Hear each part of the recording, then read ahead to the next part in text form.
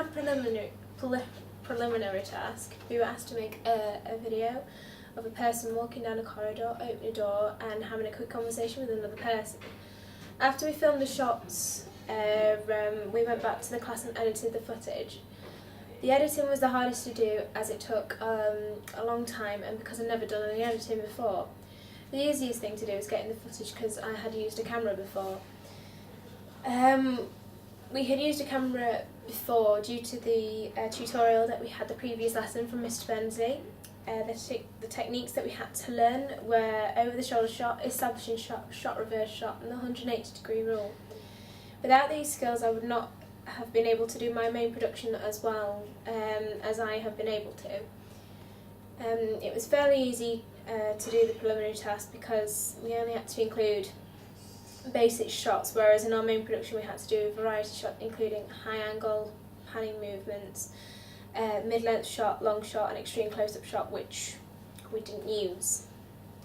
The shots enabled our group to make a quality video. In our preliminary task we had to do some research on various different shots. We watched a few YouTube videos that showed us how to carry out the shot without making the shot look terrible.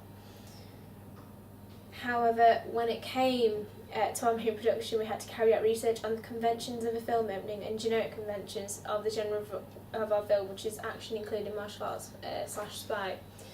The construction of our main task was completely different from our preliminary task.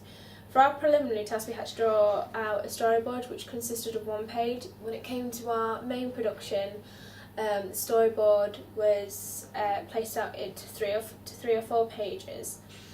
And we had to do it in more detail as well. For the preliminary task, the script was just simple and it was just written down on a piece of paper.